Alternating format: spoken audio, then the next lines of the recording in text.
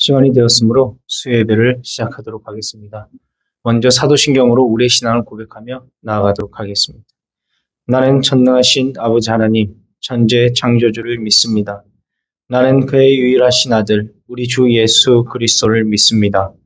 그는 성령으로 잉태되어 동정녀 마리아에게서 나시고 본디오 빌라도에게 고난을 받아 십자가에 못 박혀 죽으시고 장사된 지 사흘 만에 죽은 자 가운데서 다시 살아나셨으며 하늘에 오르시어 전능하신 아버지 하나님 우편에 앉아 계시다가 거기로부터 살아있는 자와 죽은 자를 심판하러 오십니다. 나는 성령을 믿으며 거룩한 공교회와 성도의 교제와 죄를 용서받는 것과 몸의 부활과 영생을 믿습니다. 아멘. 찬송가 215장입니다. 찬송 215장입니다.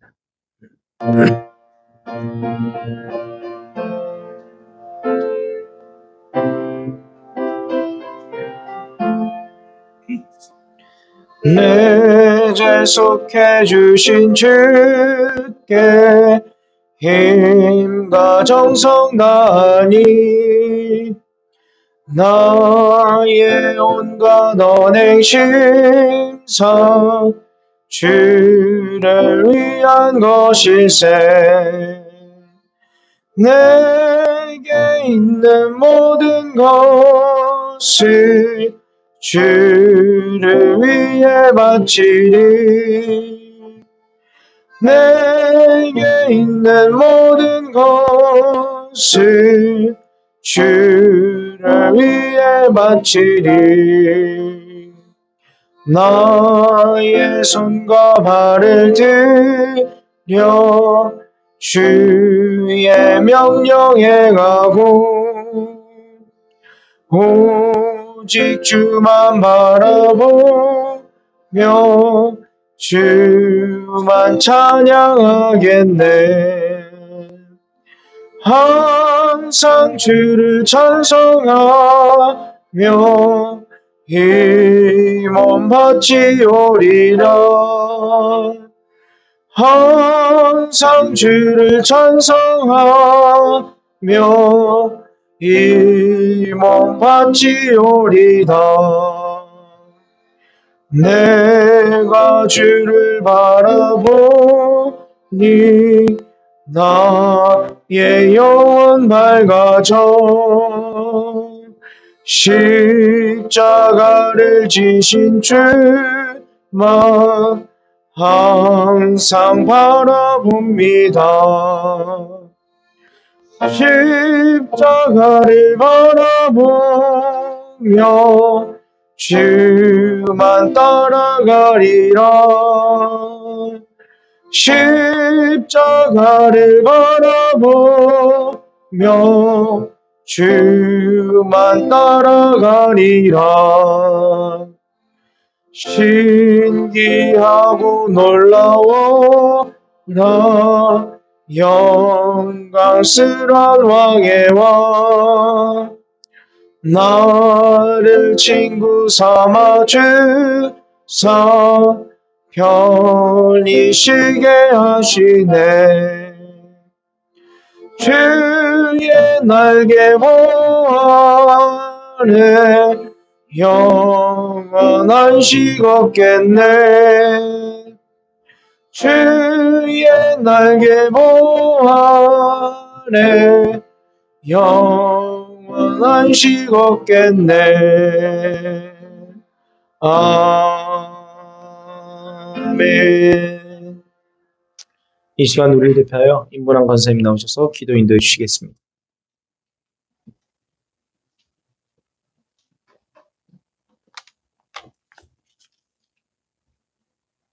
기도드리겠습니다. 전능하신 하나님 아버지, 은혜와 은총 감사를 드립니다. 지난 3일 동안에도 함께 하시고 오늘 수요예배로 불러주신 주님, 찬양과 감사와 영광을 돌립니다. 예배 위에 임하시는 주님, 이 시간 예수님만 온전히 집중하는 예배, 하나님만 전심으로 높여드리는 예배가 되기를 원합니다. 저희의 허물을, 저희 죄를 십자가의 보혈로 깨끗하게 씻겨 주옵소서. 저희들 항상 온유와 겸손으로 살게 하옵소서. 하나님 아버지, 동산교회가 말씀 가운데 하나 되어 부흥하는 교회 되게 하시고 성령이 충만한 교회 되게 하옵소서. 주님, 이번 주일날 초청잔치가 있습니다. 가족과 친척과 친구들 또한 이웃이 교회로 나와 은혜의 자리로 나와 말씀과 찬양의 붙들림을 받는 시간 되게 성령님 은혜 베풀어 주옵소서. 복음의 씨앗이 떨어져 잘 맺어 알곡되게 하옵소서. 하나님 아버지, 말씀을 전하실 목사님, 성령의 권능을 주시어 진리의 말씀, 선포의 말씀 선포될 때에 말씀이 선포될 때에 십자가의 사랑이 회복되게 하옵소서.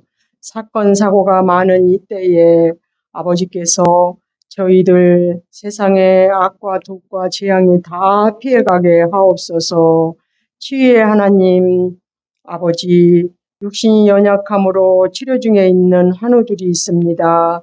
전능하신 하나님 아버지, 치료의 강선을 비추시어 깨끗하게 치료하여 주옵소서.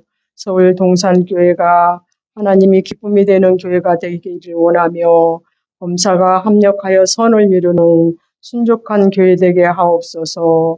우리를 구원하신 예수님의 이름으로 기도 올리옵나이다. 아멘.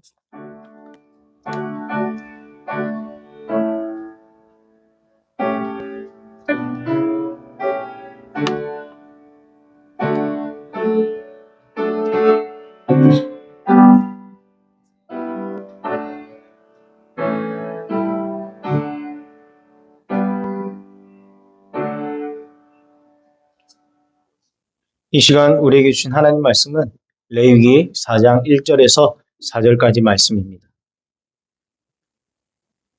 레위기 4장 1절에서 4절, 구약성경 149페이지에 있습니다.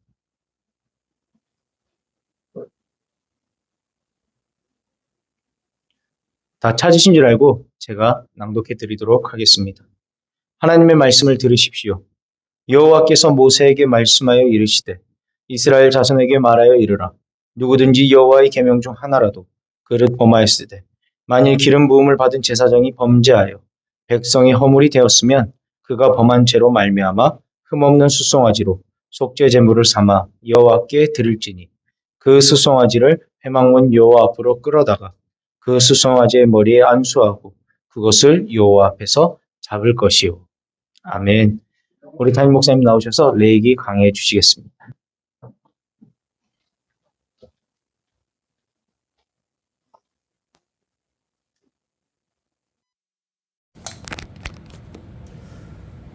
잠시 우리 레위기 오늘 본문을 보기 전에 우리 지난번에 했던 걸 한번 복습을 하고 말씀을 좀 드리도록 하겠습니다. 하나님께 드리는 제사는 크게 5 종류가 있다 말씀을 드렸는데 우리 한번 보겠습니다. 레위기 1장부터 한번 찾아보십시오. 레위기 1장 보면 제일 위에 제목이 붙어 있죠. 첫 번째 제사가 무슨 제사라고 했죠? 번제라고 했고요. 그 다음 레위기 2장을 보면 소제라고 되어 있고요. 그 다음 레위기 3장을 보면 화목제, 그 다음에 레위기 4장에는 속죄제, 그 다음 레위기 5장을 이제 14절에 보시면 됩니다. 5장 14절에 보면 무슨 제라고 되어 있습니까?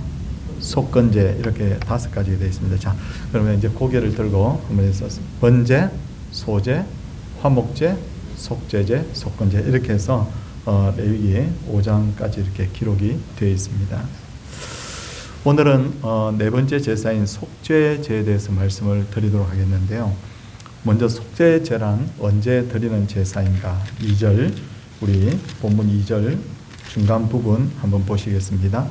거기에 보니까 뭐라고 되어 있습니까? 누구든지 여호와의 계명 중 하나라도 그릇 범하였을 경우에 바로 드리도록 하는 것이 바로 속죄제다. 그렇게 말씀을 드리겠습니다. 특히나 하나님께서 누구든지라고 하신 것은 죄를 짓는 데 있어서는 지위, 고하, 남녀노소 그걸 초월해서 모든 사람이 다 해당된다고 하는 것이죠.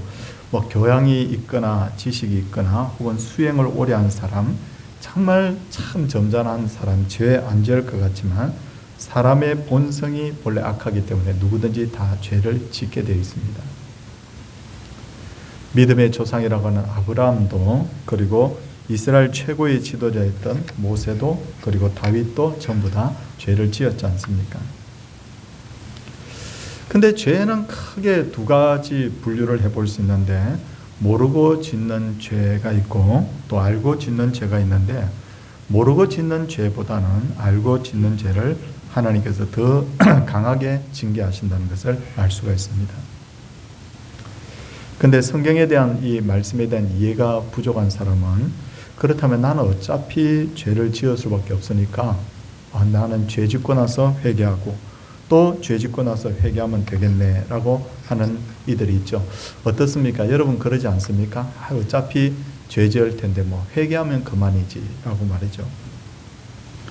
이런 경우에는 하나님께서 한두 번은 눈을 감아주십니다. 뭐 그 이상도 감아주시죠.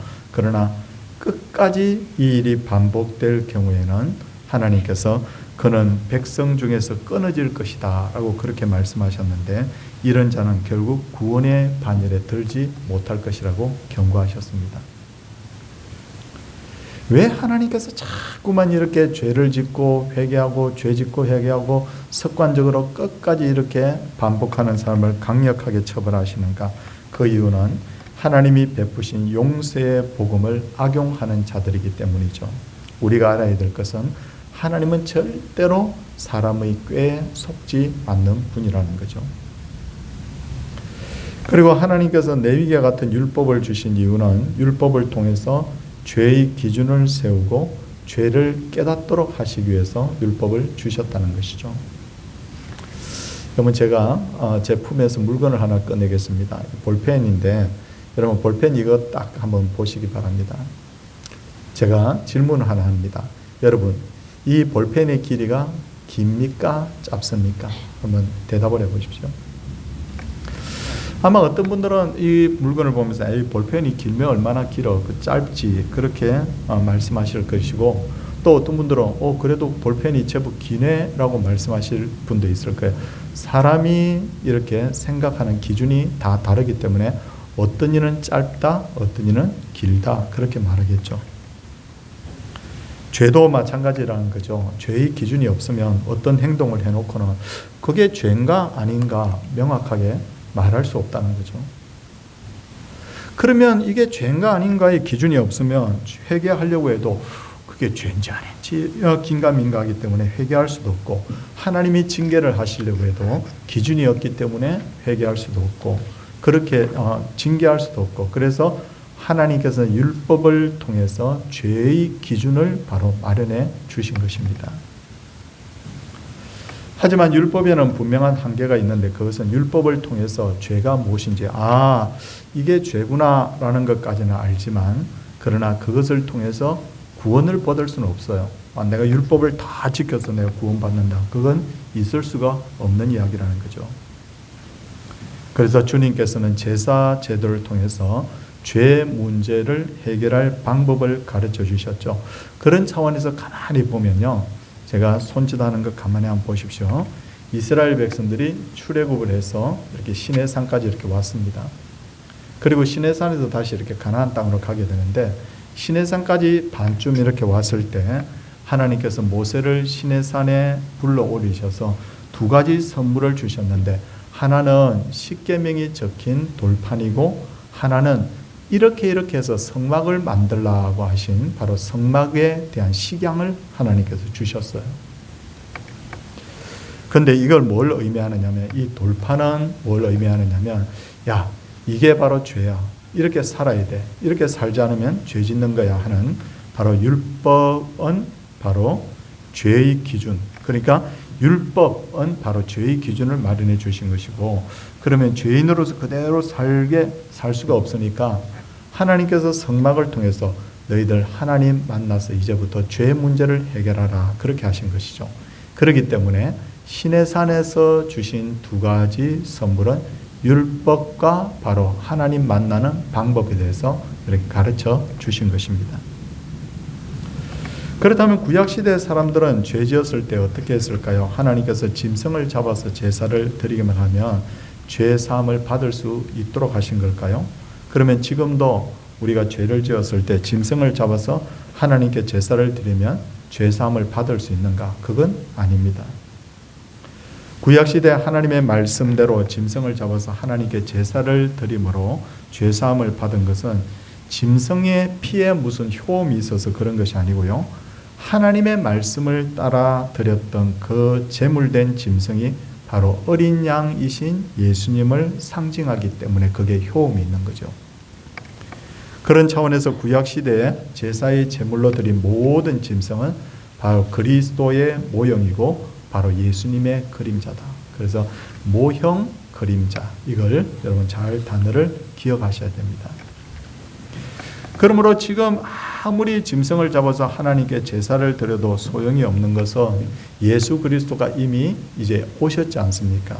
그래서 성경은 뭐라고 말씀하시냐면 온전한 것이 올 때는 부분적으로 하던 것이 패한다.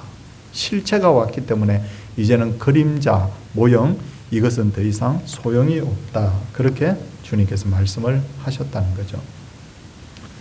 이제 본격적으로 제가 율법에 대해서 말씀을 드렸고 속죄에 대해서 말씀을 드리는데, 자, 오늘 성경을 이렇게 한번 보시면요, 4가지 경우의 속죄 제물을 드리도록 했습니다. 4부류가 죄를 지었을 때 각각 속죄 제물로 드리라고 했는데, 첫 번째는 어떤 그룹이냐면 첫 번째는 제사장이 범죄하였을 때입니다. 3절 보십시오. 3절 보시면 만일 기름 부음을 받은 제사장이 범죄하여, 자, 제사장이 범죄하였을 때, 제사장 동그라미 치시고요. 자, 두 번째는 누가 죄를 지었을 때냐면 성경을 이렇게 13절 말씀을 보시면 만일 이스라엘 온 회중이 여호와의 계명 중 하나라도 부지 중에 범하여, 그러니까 이스라엘 온 회중이 범죄하였을 때, 두 번째 그룹이고요. 세 번째 그룹은 22절을 보시면, 22절에 보시면 만일 족장이 그의 하나님 여호와의 계명 중 하나를 부지 중에 범하여 허물이 있었는데, 그러니까 족장이 범죄하였을 때. 그 다음 네 번째입니다. 네 번째는 누가 범죄하였을 때냐면 성경을 쭉 뒤로 넘기셔서 보시면요, 거기 27절에 보니까 만일 평민의 한 사람이 여호와의 계명 중 하나라도 부진 중에 범하였을 때, 그러니까 네 그룹이죠. 첫째 그룹은 제사장, 두 번째 그룹은 이스라엘 온 회중, 세 번째 그룹은 족장, 네 번째는 백성 중에 평민이 바로 죄를 지었을 때 하나님 앞에 제물을 드리라는 거예요. 자, 근데 제물 드리는데 제물의 어떤 것들이 종류가 다 다릅니다. 첫 번째는 이 3절 말씀 끝부분에 보니까요, 3절 말씀 끝부분에 보니까 제사장이 범죄하였을 때는 수송아지로 속죄 제물을 삼아 여호와께 드릴지니라고 했죠. 수송아지 드리라고 했고, 그 다음 두 번째 이스라엘 온 백성이 죄를 지었을 때도 여전히 14절에 보니까 그 범한 죄를 깨달으면 회중은 수송아지를 속죄제로 드릴지니, 제사장도 속죄제, 온 회중도 바로 속죄제를 드리라고 했습니다. 그 다음에 족장은 뭘 드려야 될까요? 족장은 23절에 보니까 족장이 범죄하면 그가 범한 죄를 누가 그에게 깨우쳐주면 그는 흠없는 숫염소를 예물로 가져오라, 그렇게 말하죠. 자, 그리고 평민이 죄를 지었을 때는 어떻게 해야 됩니까? 평민이 죄를 지었을 경우에는 28절의 끝부분에 보니까 암염소를 끌고 와서 그 범한 죄로 말미암아 그것을 예물로 삼으라, 그렇게 했습니다. 그러니까 어떻게 됩니까? 족장은 수송아지, 온 이스라엘 백성은 수송아지, 족장은 숫염소, 평민은 암염소. 그러니까 이 중에 제일 비싼 게 뭡니까? 숫송아지가 제일 비싼데 이 제사장이나 이스라엘 백성들은 숫송아지를 드리라, 그렇게 말씀하고 있습니다. 자, 여기서 왜 이 똑같이 죄를 지었는데도 불구하고 제물의 종류가 다를까를 말씀을 드리려고 하는 것인데, 이것은 영적 사회적 책임에 따라서 각각 제물을 다르게 드리라고 하신 것인데, 결국은 더 책임 있는 자리에 있는 자 혹은 하나님으로부터 더 은혜 받은 자가 더 영적인 책임이 크다는 거예요. 그러므로 중요한 직분을 받은 사람은 죄를 지었을 때 더 강하게 책임감을 느껴야 되고 이스라엘 백성도 마찬가지라는 겁니다.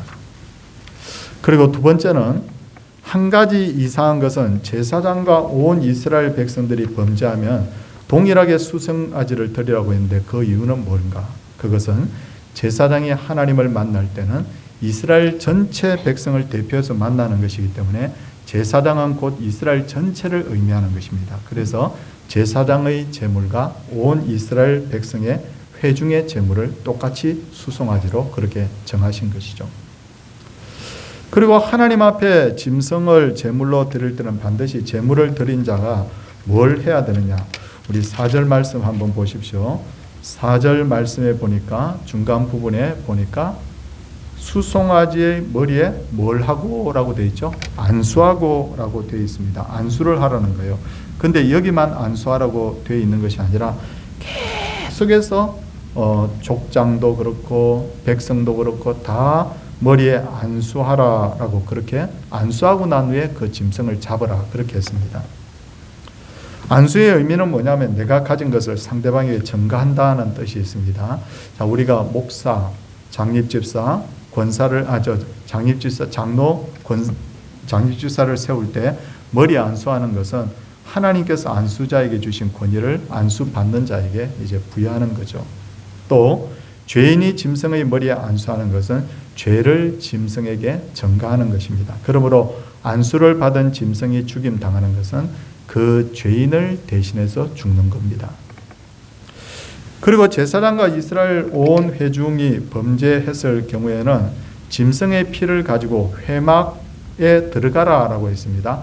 회막은 뭐냐? 바로 성막을 말하는데, 그리고 6절 말씀 한번 보십시오. 6절 말씀, 성막에 들어가고 나서 어떻게 합니까? 6절에 보니까 그 제사장이 손가락에 피를 찍어 여호와 앞 곧 성소의 휘장 앞에 7번 뿌릴 것이며 라고 하십니다. 회막 안에 있는 성소의 휘장이라는 것은 지성소와 성소를 분리해 놓은 그 휘장을 말하는데 그 앞에다가 수송아지의 피를 뿌리라는 거예요. 자, 지성소는 뭐냐면 하나님의 법궤가 있는 곳인데 그건 하나님을 상징하는 것이죠. 그리고 성소에는 누가 있느냐면 백성들을 대표해서 제사장이 있는데 바로 그것을 가로막고 있는 휘장 앞에다가 피를 뿌린다는 것은 백성들의 대표인 제사장을 볼 때 반드시 피를 통해서 하나님께서 이제부터 보게 된다. 그런 의미입니다. 자, 다시 조금 설명이 여러분 잘 안 됐을 수도 있는데 이 지성소가 제가 있는 자리라고 하면 여러분도 있는 자리라 성소인 거죠. 그러면 이 사이에 휘장이 있는데 그 휘장 앞에다 피를 뿌리게 되면 하나님이 여러분들을 볼 때 어떻게 보느냐면 그 피를 통해서 여러분들을 본다 그 말이에요. 그러니까 색안경을 끼고 세상을 보는 것처럼 바로 그 피를 통해서 여러분들을 보는 것이죠. 그러면 이것이 어떤 원리를 가지게 되느냐면 이 휘장에 뿌려진 이 피는 바로 장차 예수 그리스도의 피를 상징하는 거예요. 그럼 어떻게 됩니까? 장차 하나님께서 우리를 바라볼 때 예수님의 피를 통해서 우리를 본다는 거예요. 그러면 저기 계신 뒤에 앉아 계신 권사님이 죄가 있습니다. 분명히 죄가 있는데 그런데 그냥 맨눈으로 하나님이 보시면 죄가 보이는데 예수님의 그 보혈을 통해서 권사님을 보시게 되니까 어떻게 되느냐면 권사님의 그 죄가 보이질 않는다는 거예요. 그래서 죄를 덮는다라는 표현을 성경에서 쓰는 것입니다. 그런 차원에서 성경을 볼 때 예수님을 믿으면 우리의 죄가 사라지는 것이 아니라 덮여지는 것이죠. 그래서 예수 믿는 사람을 향해서 뭐라고 말하냐면 죄인이지만 이제부터 죄인이 아니다. 그렇게 말하는 거예요. 맞죠? 여러분들은 여전히 죄인입니다. 그런데 하나님이 예수님 피를 통해서 여러분들을 보기 때문에 여러분들이 이제부터 죄가 없는 것으로 보인다. 그 말입니다. 기억하십시오. 자, 이제 7절 보겠습니다. 7절 보시면 어떤 내용이 나와 있느냐면요. 제사장은 또 그 피를 여호와 앞 곧 회막 안 향단 뿔에 바르라 라고 하십니다. 향단은 성소의 중앙에 놓여 있는데 이것은 향을 피워 드리는 것인데 이것은 바로 기도와 관련된 것입니다. 인간이 죄를 짓기 전에는 하나님과 대화하고 교통하는 존재였는데 죄가 들어오고 난 후부터 하나님과의 대화, 교통이 끊어졌잖아요. 그런데 향단의 그 뿔에다가 예수님의 보혈을 상징하는 짐승의 피를 바르게 되면 어떻게 되느냐면 하나님과의 그 대화와 교통이 다시 열리게 되는 거예요. 그런 뜻입니다. 그리고 7절 하반절 한번 보십시오. 7절 하반절에 보니까 그 송아지의 피 전부를 회막문 앞 번제탑 밑에 쏟으라고 하십니다. 이는 뭘 의미하느냐면 이제 모든 죄가 사하여졌다. 그리고 향단 밑에 쏟은 피는 서서히 땅에 스며들어서 사라져 없어버리듯이 이제는 하나님께서 회개한 우리의 죄에 대해서는 기억도 아니하신다는 것을 이런 식으로 지금 의미를 주고 있는 것입니다. 자, 이제 11절 12절 한번 보도록 하겠습니다. 11절 12절 우리 같이 한번 읽을까요? 11절 12절 우리 성경을 같이 한번 읽어주시기를 바랍니다. 그 수송아지의 가죽과 그 모든 고기와 그것의 머리와 정강이와 내장과 똥 곧 그 송아지의 전체를 진영 바깥 재버리는 곳인 정결한 곳으로 가져다가 불로 나무 위에 사르되 곧 재버리는 곳에서 살을 찌니라 라고 했습니다. 이게 이제 마무리하는 거예요. 자, 그러면 이 내용은 뭐냐면 하나님께서 왜 재버리는 곳에다가 가서 불사르라고 했냐면 하나님께서 죄를 꼴도 보기 싫다는 거예요. 완전히 없애버리라는 거죠. 2000년 전에 예수님께서 골고다 언덕에서 십자가에 달리셨을 때 하나님께서 예수님을 외면하셨죠. 그래서 예수님이 크게 부르짖지 않습니까? 엘리 엘리 라마 사박다니, 아버지 하나님 하나님 왜 저를 버리십니까? 참 보면 예수님은 십자가에 달려 고통 중에 몸부림치고 있는데 하나님 고개를 돌리셨어요. 어떻게 보면 하나님이 굉장히 비정한 아버지처럼 보이지 않습니까? 그런데 하나님께서 왜 예수님을 외면했는가? 그것은 하나님 앞에서 지금 십자가에 달리신 예수님은 그냥 독생하신 예수님이 아니라 만인의 죄를 다 짊어지시고 죄인의 대표로 지금 십자가에 달리셨기 때문에 하나님은 다른 건 다 참으실 수 있고 다 기뻐하시지만 죄인은 하나님께서 고개를 돌리시는 거예요. 그러니까 죄인의 대표이신 예수님을 향해서도 하나님께서 고개를 돌리셨다 그 말입니다. 그런 차원에서 하나님은 의인은 가까이 하지만 죄인은 멀리 하신다는 것을 알아야 합니다. 그러므로 의인은 하나님이 계시는 천국에 들어가지만 죄인은 하나님과 가장 먼 지옥에 들어가게 되고요. 또 하나님께서는 의인의 기도는 들으시지만 그러나 죄인의 기도는 듣지 않으십니다. 그래서 왜냐하면 죄가 있으면 하나님이 다 모든 걸 다 외면합니다. 여러분 나중에 기도에 대해서도 제가 차근차근 말씀을 드릴 기회가 있겠지만요. 우리가 기도도 좀 순서를 따라서 기도하는 것이 좋아요. 뭐냐면 맨 먼저 하나님 아버지를 부르고 그 다음에 하나님을 송축하고 그 다음에 내가 내 소원을 내가 아뢰기 전에 제일 먼저 해야 될 것이 뭐냐면 하나님 이런 죄를 지었습니다 라고 하나님 앞에 회개기도 해야 돼요. 그런데 요즘은 공중기도 하는 것을 보면 회개기도를 잘 하지 않는 경우들이 많은데 왜 회개기도 하라는지 이유를 알아야 됩니다. 왜냐하면요 하나님하고 우리 사이에 죄가 가로막혀 있으면 하나님이 고개 돌리시거든요. 그 기도 안 듣는다고 하시거든요. 그렇기 때문에 하나님 부르고 하나님 성호 찬양한 후에는 내가 반드시 하나님 앞에 하나님 제가 죄인입니다 하고 고백한 후에 그 다음에 내가 나를 위해서 다른 이들을 위해서 기도해야 됩니다. 그게 바로 기도의 원리입니다. 여러분 이 속죄제의 나머지 이제 부분들이 있죠. 뭐 뒷부분에 보면 제사장 말고도 나중에 보면 온 이스라엘 백성 그 다음에 족장 평민 여러 가지 나와 있는데 원리는 다 비슷합니다. 원리는 다 비슷하고 조금의 차이가 나는데 어쨌든 속죄죄라는 것은 뭐냐면 죄 지은 것에 대해서 회개하는 마음으로 하나님 앞에 드리는 것이 바로 속죄죄라는 것이죠. 자, 이 방법을 쭉 가르쳐 주시면서 오늘 우리에게 말씀하신 메시지가 뭡니까? 야, 너희들 죄 지으면 짐승 한 마리씩 잡아야 돼. 그런 말은 아니죠. 그건 구약시대의 말씀이고요. 신약은 뭐냐면 이와 같이 너희를 위해서 예수 그리스도가 피 뿌려주셨다는 것을 우리가 기억을 해야 됩니다. 그리고 또 하나는 뭡니까? 은혜 많이 받은 사람, 직분을 중직을 받은 사람일수록 하나님 앞에 영적 책임이 무겁다는 거예요. 그렇잖아요. 난 수송아지 잡아야 되겠구나. 그런 마음으로 우리 하나님 앞에 살아가야 됩니다. 오늘도 이 레위기 4장 말씀을 통하여서 이 복음의 원리를 잘 이해하고 또 우리가 영적으로 더 하나님 앞에 성숙한 그리스도인으로 살기를 주님의 이름으로 소원을 드립니다.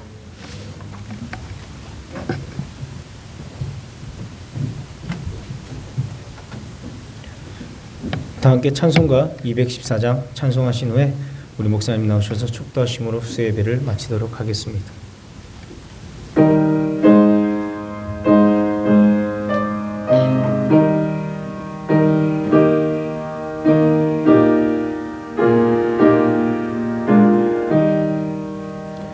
나 주의 도움 받고자 주 예수님께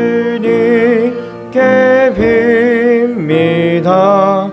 그 구원 허락하시사 날 받아주소서. 내 모습 이대로 주 받아주소서. 날 위해 돌아가신 주 날 받아주소서. 큰 죄에 빠져 영주게 날 위해 피 흘렸으니 주 형상대로 빚으사 날 받아주소서. 내 모습 이대로 주 받아주소서. 날 위해 돌아가신 주 날 받아주소서. 내 힘과 결심 약하여 늘 깨어지기 쉬우니 주 이름으로 구원해 날 받아주소서. 내 모습 이대로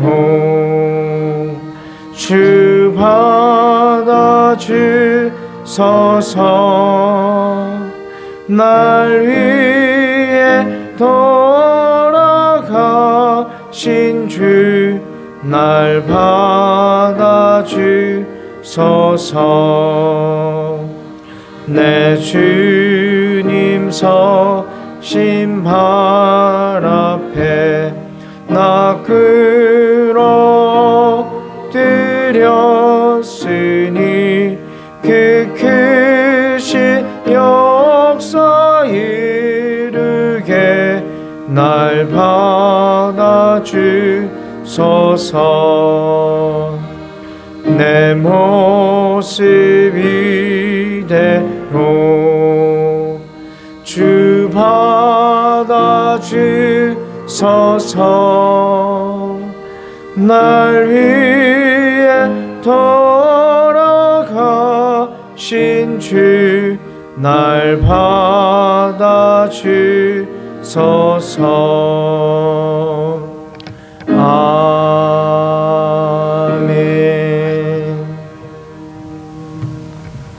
사랑 많으신 하나님 아버지, 우리가 성경을 창세기를 읽던 레위기를 읽던 모든 성경이 복음이고 모든 성경이 바로 예수 그리스도의 놀라운 구속의 은혜고 예수 그리스도의 십자가요 예수 그리스도의 보혈인 것을 우리가 깨닫게 됩니다.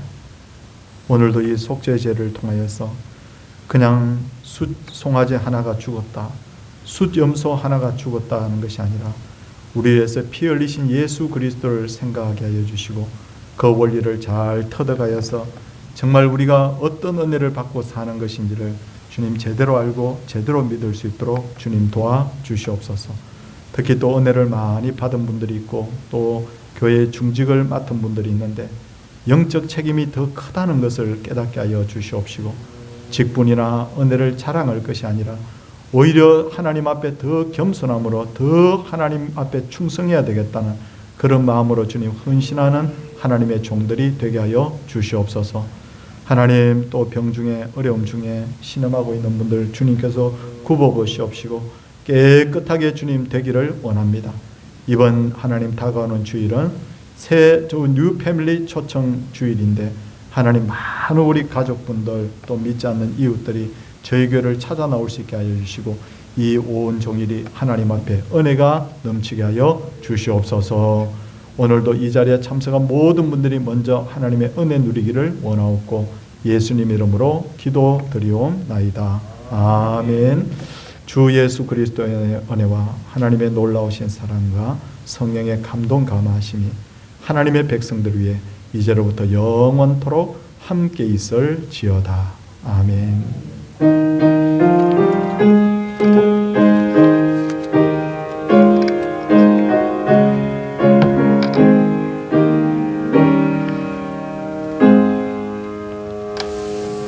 오늘 예배 함께 해주신 거 감사하고요. 이번 다가오는 주일은 우리 뉴 패밀리 초청 잔치 날입니다. 저도 마음에 작정하고 기도했던 분들한테 더 복음 전하고 만나서 식사도 하고 또 이렇게 전도지도 전해주고 이렇게 하고 저도 기다리고 있는데, 여러분 남은 한 4일 동안도 최선을 다해 주시기를 당부를 드리도록 하겠습니다. 옆에 분들과 인사하도록 하겠습니다. 할렐루야. 네.